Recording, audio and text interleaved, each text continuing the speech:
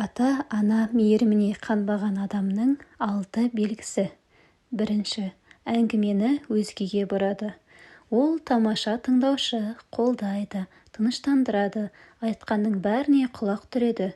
Мұндай жанмен сөйлескенде диалог бастан аяқ жанындағы адам туралы болады. Егер оның хал жағдайын білу мақсатында сұрақтар қоя бастасаңыз, ол аузына құм құйылғандай үнсіз қалады. Ол үшін отбасы туралы әңгімелесу ең қиын тақырып. Екінші, барға қанағат етеді. Оның ішкі қалауы жоқ секілді көрінеді. Себебі, ол оған айтылғандардың барлығын орындауға келіседі. Ол үшін өзге біреудің шешім қабылдайтындығына бой үйреткен. Демалысқа қайда бару, қай кафеден тамақтану, тіпті не кию қажеттігіне де бас ауыртпайды. Іс жүзінде мұндай адам өздігінен ештеңе сатып алмайды. Оған 1-2 джинсы мен 2 жемпір жеткілікті. Сонымен қатар, ол өзге адамдарға мүмкіндігінше қамқор әрі ілтипатты болады. Үшінші, сезімдерін жария ете алмайды. Қайғы, реніш сияқты ауыр эмоцияларды жария ете бермейді.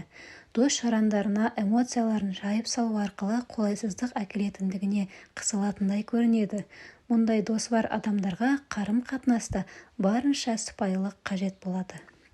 Төртінші, өткені туралы тіс жармайды.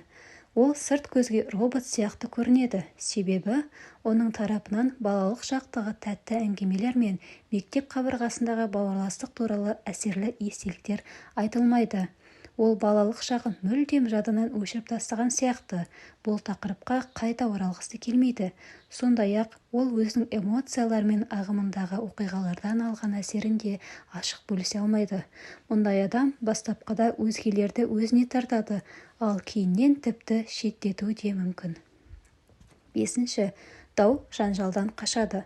Ұзақ уақыт бойы жағдайда реттегеннен көрі, оған ештеңе болмағандай түр көрсету жеңіл. Мұндай адамдар қарым-қатынастарын ешбір түсіндірмесіз жоғалып кетеді. Алтыншы, басқаның көз жасынан қорқады. Ол өзге адамдардың сезімдеріне қалай жауап беру керектігін білмейді. Бұл сезімдердің қуанышты немесе қайғылы болуы маңызды емес. Көз жастан бастап, бұл эмоцияларды көрмеу, естімеу және түсінбеу мақсатында кетіп қалуға асығады.